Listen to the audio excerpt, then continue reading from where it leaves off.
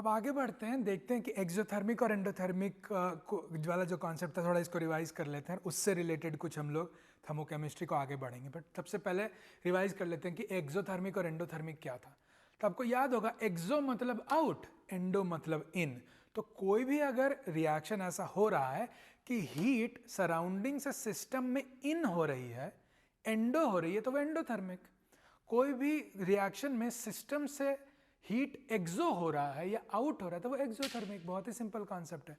इसी में ये एक अजम्पशन, ये कन्वेंशन हम लोगों ने लिया था कि हीट अगर अंदर गया तो पॉजिटिव, अगर सिस्टम में हीट जा रहा है, सिस्टम का हीट कंटेंट बढ़ रहा है तो पॉजिटिव। जनरली तो यही सोचेंगे ना, बढ़ रहा है तो पॉजिटिव कर दिए तो पॉजिटिव हो गया, और अगर घट रहा है तो नेगेटिव हो गया। सिंपल है। इसी से रिलेटेड देख लेते हैं कि अगर सब कुछ कांस्टेंट प्रोसेस पे हो रहा था तो क्यू क्या था, डेल्टा एच ही तो था। क्यूपी क्या था, डेल्टा एच था। तो जो इसका साइन होगा वही इसका भी साइन होगा, क्यूपी का जो साइन होगा इसका भी वही साइन होगा। हम यहाँ पे क्यूपी नहीं लिख रहे हैं बिकॉज बार बार क्यूपी क्यों लिखेंगे, क्यू लिखे हैं इसीलिए। बेसिकली क्यूपी ही होगा यहाँ पे इस केस के लिए। तो जो इसका साइन होगा वही इसका साइन होगा। तो ये पॉजिटिव था तो डेल्टा एच भी पॉजिटिव, क्यू नेगेटिव था तो डेल्टा एच भी नेगेटिव। ठीक है। अब देखिए कि अगर आप कोई भी ऐसा चीज पकड़े हैं जिससे कि हीट निकल रही है, वो बॉडी से हीट निकल के आपके बॉडी में आ रही है, तो आपको क्या लगेगा, वार्म होगा। तो अगर आप कोई भी ऐसा बॉडी पकड़े हैं जहां एक्सोथर्मिक रिएक्शन हो रहा है तो आपको वार्म लगेगा। हाथ बॉडी से हीट, आप सिस्टम से हीट निकल के आप तक आ रहा है तो आपको बॉडी में हीट आ रहा है तो गर्म लगा, वार्म लगा। इसी का उल्टा अगर होगा कि अगर मान लीजिए आपके बॉडी से इस सिस्टम में घुस गया, निकल के हीट उधर जा रहा है, तो आपके बॉडी से हीट निकल रहा है, तो हीट निकल रहा है तो आपको क्या लगेगा, कोल्ड लगेगा, है ना। तो कोल्ड हो गया। ओके। अब देखते हैं कुछ ऐसे रिएक्शंस पढ़ते हैं जहां जिसको बोलते हैं हम लोग कंबशन। कंबशन क्या होता है कि कोई भी चीज को अगर हम फ्री फ्लो ऑफ ऑक्सीजन में या किसी दूसरे गैस में अगर जलाते हैं तो उसको कंबशन बोलते हैं। ठीक है। कंबशन मतलब हम उस चीज को जला रहे हैं। ठीक है। अब किसी चीज को क्यों जलाएंगे, अब मान लीजिए ठंड के टाइम पे किसी चीज को, अब मान लीजिए लकड़ी क्यों जलाते हैं, ताकि उससे आपको गर्म लगे, है ना। ऐसा जरूरी नहीं है कि हर चीज को कंबशन मतलब जिस चीज से आपको गर्म, हर चीज रिएक्ट करके तो आपको हीट नहीं देगा ना। जो एंडोथर्मिक है वो तो आपको गर्म नहीं देगा ना, जो एक्सोथर्मिक है वही ना आपको गर्मी देगा, वार्म फील कराएगा। तो वैसा रिएक्शंस जो कि किसी चीज में बर्न करके ऑक्सीजन के साथ रिएक्ट करके अगर वो हीट प्रोड्यूस करता है, जैसे कि यहां पे दिखा रहे हैं कि ये नेगेटिव घेर दिए हैं, तो मान लीजिए मीथेन है, मीथेन ऑक्सीजन के साथ रिएक्ट करके CO2 और H2O दिया। ठीक है। ये कंबशन हो रहा है, मीथेन जल रहा है, कंबशन हो रहा है इसका। तो डेल्टा एच, इस रिएक्शन का डेल्टा एच साइंटिस्ट लोगों ने निकाला कि -1780.72 किलो जूल हीट निकला। कैसे समझ रहे हैं निकला, माइनस साइन से, क्योंकि माइनस साइन में हीट निकलता है, वो एक्सोथर्मिक प्रोसेस है। इसका मतलब ये आपका एक्सोथर्मिक प्रोसेस है। ये जो एक्सोथर्मिक प्रोसेस में जो आपका हीट निकला, ये कंबशन के कारण आपका निकल रहा है। अब हम बोल देंगे कि ठीक है, इस रिएक्शन का तो ये निकला, बट एक नया टर्म डिफाइन करते हैं जिसमें हम बोलते हैं कि मोलर एंथैल्पी ऑफ कंबशन। तो मोलर वर्ड से यही समझिए कि पर मोल का हिसाब लगेगा। यहां पे देखिए 2 मोल बर्न हुआ है, तो हम बोलेंगे कि मोलर हमको चाहिए, मतलब 1 मोल में भैया बताइए कि कितना आपका बर्न हो रहा है। हमको 2 मोल में, 3 मोल में, 75 मोल में नहीं चाहिए, हमको 1 मोल में चाहिए। 1 मोल के लिए इसलिए मोलर बोल दिए, मोलर एंथैल्पी ऑफ कंबशन। तो बोल दिए ठीक है, इसी चीज को अगर हम 1 मोल में करेंगे तो 2 मोल अगर बर्न कर रहे थे तो इतना आ रहा था, 1 मोल में इतना आ रहा है। ठीक है। 1780.72 किलो जूल बाई 2, जो भी आपका आएगा, मान लीजिए ये आया -890.36 किलो जूल आपका आया 1 मोल बर्न करने से। ये आपका डेल्टा एच है इस रिएक्शन का। ये क्या है, डेल्टा एच है। हम बोल दिए कि वैसा डेल्टा एच जिसमें हम बर्न कर रहे हैं, 1 मोल को बर्न करके अगर हमको जो डेल्टा एच आएगा, उस डेल्टा एच को हम बोलेंगे मोलर एंथैल्पी ऑफ कंबशन। ये बोल दिए, कन्वेंशन लगा है, चलो ठीक है। अगर कंबशन हो रहा है और 1 मोल का कंबशन हो रहा है, तो 1 मोल का अगर कंबशन होगा तो जो डेल्टा H निकलेगा उस डेल्टा H को एक स्पेशल नाम देंगे और बोलेंगे उसको मोलर एंथैल्पी ऑफ कंबशन और रिप्रेजेंट करेंगे ऐसे। तो डेल्टा H बोल रहे थे, यहां पे बोल दिया C मतलब कंबशन हो गया और M मतलब मोलर। तो सिंपल है, 1 मोल को बर्न किए, जितना H निकला उसी को बोल दिया हम मोलर एंथैल्पी ऑफ कंबशन। कोई स्पेशल बात नहीं है, ठीक है। हर रिएक्शन कुछ ना कुछ डेल्टा H तो देगा ही। वो चीज अगर कंबशन है और अगर 1 मोल का कंबशन हो रहा है तो ठीक है, एक नाम दे दिए मोलर एंथैल्पी ऑफ कंबशन, कोई बड़ा बात नहीं है। एक और एग्जांपल देख लेते हैं। यहाँ पे हम मीथेन बर्न किए थे, यहाँ पे आप इथेन बर्न कीजिए। इथेन बर्न किए तो यही आपका आया 4CO2 और ये सब गैस में है, गैस गैस गैस, ये देखिए लिक्विड में है, लाइक वाटर लिक्विड में है। तो इस रिएक्शन का एंथैल्पी आपका 3-3119.6 किलो जूल था, ठीक है। लेकिन हमको अगर molar enthalpy of combustion of ethane निकालना है तो हमको इसको डिवाइडेड बाय 2 करना होगा, बिकॉज हमको 1 मोल का चाहिए, तब ना मोलर वर्ड आएगा। तो इसी को डिवाइड कर देंगे और इसका यूनिट हो जाएगा किलो जूल पर मोल, मतलब 1 मोल हो रहा है ना, तो वो मोल पर मोल में हम उसको रिप्रेजेंट करेंगे, जो भी आएगा, ठीक है।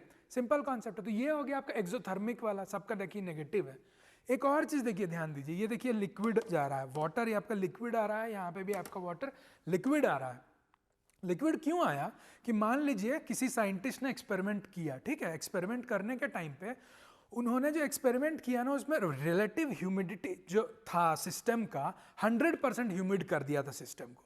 100% ह्यूमिडिटी ये एक और कॉन्सेप्ट है जो आप पढ़े होंगे, यहाँ पे एक्सप्लेन नहीं करेंगे।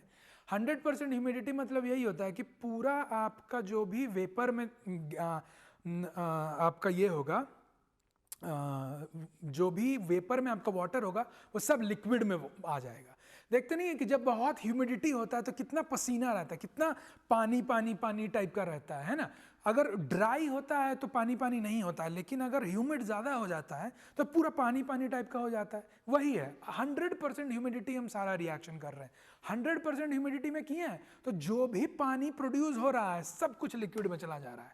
तो इसीलिए ये स्पेसिफाई किए हैं, क्योंकि अगर वेपर फेज में जाएगा तो फिर रिएक्शन कंडीशंस तो चेंज हो गया ना। लेकिन ये सब है एक्सपेरिमेंटल काम होता है कि ये सब काम क्यों कर रहे हैं, ताकि एक्सपेरिमेंटल लोगों को एक्सपेरिमेंट्स करने में आसानी हो। कि आपको अगर पता करना है कि किस चीज़ को जलाने में ज़्यादा एनर्जी रिलीज हो रहा है, तो इम्पॉर्टेंट बात है कि किस चीज़ को जलाने में ज़्यादा एनर्जी, किसमें ज़्यादा कैलोरिक फ्यूल कैपेसिटी है। तो यही सब एक्सपेरिमेंट जब कर रहे हैं तो आपका स्टेट्स मतलब आपका जो रिएक्शन कंडीशन है एकदम फिक्स होना चाहिए। मान लीजिए अभी आप रिलेटिव ह्यूमिडिटी 100% नहीं रख के आप 90% पे किए तो आपका डेल्टा एच तो अलग टाइप का कुछ आएगा ना। तो इसीलिए यहाँ पे स्पेसिफाई करें कि 100% ह्यूमिडिटी में कर रहे हैं ताकि जो भी लिक्विड, जो भी वाटर प्रोड्यूस हो रहा है सब लिक्विड में चला जाए, ठीक है। तो इस वजह से ये वाला आपका लिक्विड में जा रहा है। तो समझ में आ रहा है आपको शायद मोलर एंथैल्पी ऑफ कंबशन, ठीक है।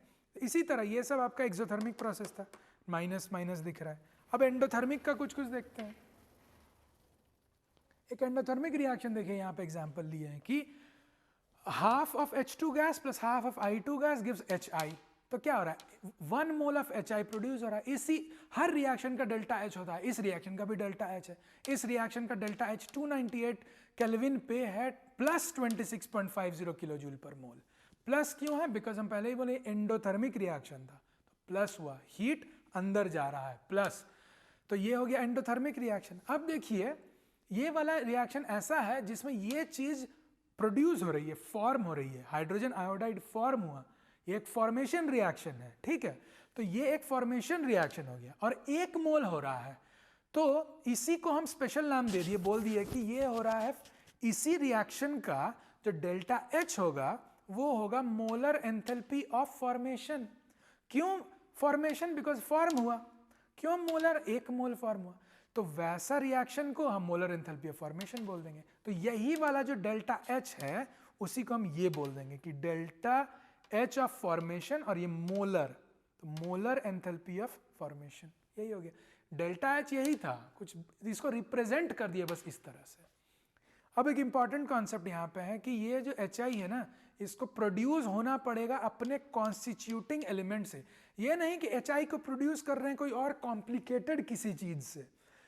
अब ऐसा भी होता है ना कि HI को आप किसी भी चीज से प्रोड्यूस करवा सकते हैं, लेकिन नहीं, उसको कॉन्स्टिट्यूटिंग एलिमेंट से प्रोड्यूस कराना पड़ेगा। और एक इंपॉर्टेंट कॉन्सेप्ट यहाँ पे आएगा, elemental reference states. Elemental reference state मतलब ये कि प्रोड्यूस तो करवा रहे हैं उसके कॉन्स्टिट्यूटिंग एलिमेंट से, लेकिन उसका एलिमेंट किस फॉर्म में है, सॉलिड फॉर्म में है, लिक्विड फॉर्म में है, गैस फॉर्म में है, सॉलिड है, तो किस तरह का सॉलिड है। अब मान लीजिए कार्बन है, मान लीजिए कार्बन से प्रोड्यूस होता है, वहां पर C+O2 CO2 हो रहा है, तो कार्बन किस फॉर्म में है, ग्राफाइट फॉर्म में है, डायमंड फॉर्म में है, वेपर फॉर्म में है, लिक्विड फॉर्म में है। ऑक्सीजन गैस हो रहा था यूज, ऑक्सीजन गैस का गैस में है या लिक्विड फॉर्म में है, बिकॉज अलग अलग का तो डेल्टा H तो अलग अलग आएगा ना। एंथैल्पी, उसका जो एनर्जी वाला जो एंथैल्पी जो है सिस्टम का, वो तो स्टेट पे भी तो डिपेंड करेगा। अगर मान लीजिए कार्बन ग्राफाइट फॉर्म में है वर्सेस कार्बन वेपर फॉर्म में, दोनों का एंथैल्पी तो सेम नहीं है ना, अलग अलग है। तो अगर हमको कुछ अगर डिफाइन करना है, क्या बोलते हैं, डेल्टा H का अगर molar enthalpy of formation define करना है, तो हमको एक रेफरेंस स्टेट तो डिफाइन करना होगा ना। क्यों? बिकॉज H आप एग्जैक्टली नहीं निकाल सकते, जो इसके पहले वाले वीडियो में बताए कि ये पोटेंशियल की तरह है। पोटेंशियल जैसे कि नहीं कर सकते, एक बेस लाइन आपको मेजरमेंट चाहिए, तो यहाँ पे आपका बेस लाइन मेजरमेंट आपको ढूंढना होगा। तो बेस लाइन मेजरमेंट ही ये एलिमेंटल रेफरेंस स्टेट जब पढ़ाएंगे तब बताएंगे कि हर एलिमेंट का कैसे कैसे बेस लाइन स्टेट डिफाइन करते हैं। तो यही है। तो मोलर एंथैल्पी फॉर्मेशन के लिए आप दो चीज़ दिमाग में रखिए कि कॉन्स्टिट्यूटिंग एलिमेंट्स आना चाहिए और जो एलिमेंट्स होगा अपने रेफरेंस स्टेट में रहना चाहिए। उसको आगे डील करेंगे, लेकिन सिंपल है। ये फॉर्मेशन हुआ 1 मोल का, उस फॉर्मेशन हुआ 1 मोल का, कुछ डेल्टा H निकला, उसी डेल्टा H का मोलर एंथैल्पी ऑफ फॉर्मेशन बता दिया। सिंपल है। अब देखिए बहुत सारा रिएक्शन हो रहा है, मान लीजिए ये एक रिएक्शन है, तो इसी रिएक्शन का एक डेल्टा H भी निकलेगा, हर रिएक्शन का डेल्टा H निकलता है, तो इसी को हम बोल दिए मोलर एंथैल्पी ऑफ रिएक्शन। तो इसी चीज को हम यहाँ पे FHM बोल रहे थे, यहाँ पे RHM, तो मोलर एंथैल्पी ऑफ रिएक्शन हो गया ये चीज। सिंपल है, वो कुछ बड़ा बात नहीं है, एक नाम एक दे दिया है, मोलर एंथैल्पी ऑफ रिएक्शन, ठीक है। अब मान लीजिए रिएक्शन बहुत तरीके का होता है ना। रिएक्शन अब मान लीजिए यहाँ पे कंबशन हुआ, फॉर्मेशन हुआ, उधर कंबशन हुआ तो मोलर एंथैल्पी ऑफ कंबशन, यहाँ फॉर्मेशन हुआ तो मोलर एंथैल्पी ऑफ फॉर्मेशन। अगर मान लीजिए हाइड्रोजिनेशन हो रहा है तो मोलर एंथैल्पी ऑफ हाइड्रोजिनेशन। तो कैसे रिप्रेजेंट करेंगे मोलर एंथैल्पी ऑफ हाइड्रोजिनेशन को? इसी तरह हाइड्रोजिनेशन बोल देंगे, हाइड्रोजिनेशन बोल देंगे, और डेल्टा H मोलर। आइसोमेराइजेशन है, ठीक है, इसको बताते हैं। हाइड्रोजिनेशन क्या होता है? हाइड्रोजिनेशन का मतलब होता है किसी चीज में अगर हाइड्रोजन ऐड होता है तो उसको बोलते हैं हाइड्रोजिनेशन, ठीक है, सिंपल कॉन्सेप्ट है। हाइड्रोजन ऐड हुआ, हाइड्रोजिनेशन। किस चीज में हाइड्रोजन ऐड कर रहे हैं? तो देखिए यहाँ पे एक एग्जांपल जस्ट ले लिए कि 1-ब्यूटीन, एक एग्जांपल ले रहे हैं। 1-ब्यूटीन में जब हम 1-ब्यूटीन क्या होता है कि ये वाला है C4H8, C4H8 में हाइड्रोजन ऐड किए तो क्या बन गया? ब्यूटेन बन गया।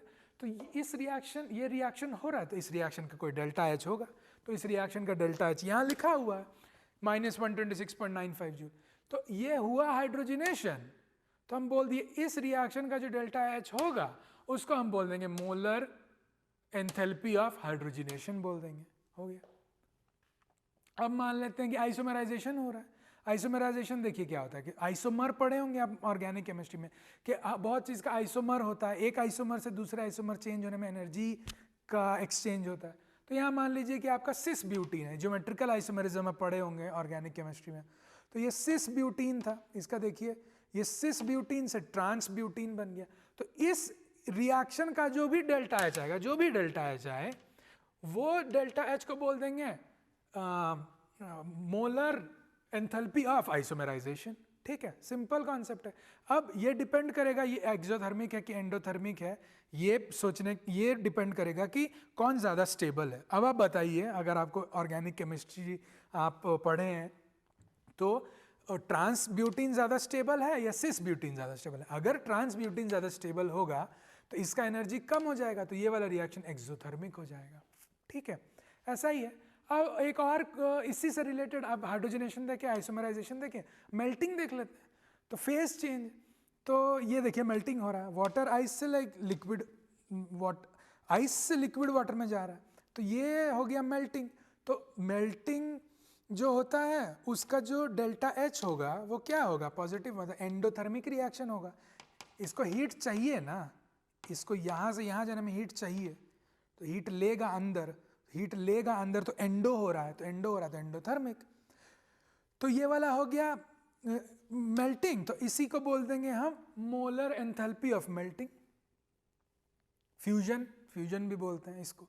उसी तरह मेल्टिंग हो रहा है, आप वेपोराइजेशन भी हो सकता है, बॉइलिंग, तो वो हो गया आपका molar enthalpy of boiling. Sublimation हो सकता है कि सॉलिड से डायरेक्ट गैस भी जा सकता है, बहुत चीज़ें जाती हैं, तो वो हो गया मोलर एंथैल्पी ऑफ सब्लिमेशन। ये सब कुछ सारा प्रोसेस आपका क्या हो रहा है, ये सब आपका एंडोथर्मिक प्रोसेस रह रहा है, ठीक है। तो ये सारा प्रोसेस आपका एंडोथर्मिक हो गया। अब बहुत तरह का ट्रांजिशन भी देखेंगे कि ये भी एक तरह का ट्रांजिशन ही है, लेकिन मान लीजिए कि आपका ग्राफाइट है, ग्राफाइट से आपका मान लीजिए डायमंड हो जा रहा है कोई चीज़, तो यहाँ पे एक ट्रांजिशन आ रहा है, वहाँ मेल्टिंग वेल्टिंग कुछ नहीं हुआ, अलग तरह का एक ट्रांजिशन हुआ। ये भी ट्रांजिशन, हर केमिकल इक्वेशन एक तरह का ट्रांजिशन ही है। लेकिन मान लीजिए एक स्टेट में अगर ट्रांजिशन देख रहे हैं कि मान लीजिए ग्राफाइट से कार्बन हो जा रहा है, या मान लीजिए सल्फर का ऑर्थोरोम्बिक फॉर्म है उससे मोनोक्लिनिक फॉर्म हो जा रहा है, या मान लीजिए व्हाइट फॉस्फोरस है उससे रेड फॉस्फोरस हो जा रहा है, इस तरह का अगर कुछ भी ट्रांजिशन हो रहा है तो उससे जो एनर्जी होगा वो बोल देंगे कि मोलर एंथैल्पी ऑफ ट्रांजिशन। वो आपका एक्सोथर्मिक, एंडोथर्मिक कुछ भी हो सकता है। जैसे यहाँ पे आपका melting, vaporisation and sublimation generally endothermic हो रहा था, बिकॉज लोअर एनर्जी स्टेट से हायर एनर्जी स्टेट में जा रहा है, सॉलिड से लिक्विड जा रहा है, लोअर एनर्जी स्टेट है, ये हायर एनर्जी स्टेट है, तो ये एंडोथर्मिक होगा। लेकिन ट्रांजिशन दोनों तरीके से हो सकता है, ट्रांजिशन ही तो हो रहा है, दोनों तरीके से ट्रांजिशन हो सकता है, तो वो आपका एक्सोथर्मिक भी हो सकता है, एंडोथर्मिक भी हो सकता है। तो यही है आपका बेसिकली, आप अलग अलग टर्म्स डिफाइन कर रहे हैं, delta H the enthalpy formation, combustion, isomerisation, reaction, इसी तरह का सिंपल कॉन्सेप्ट है।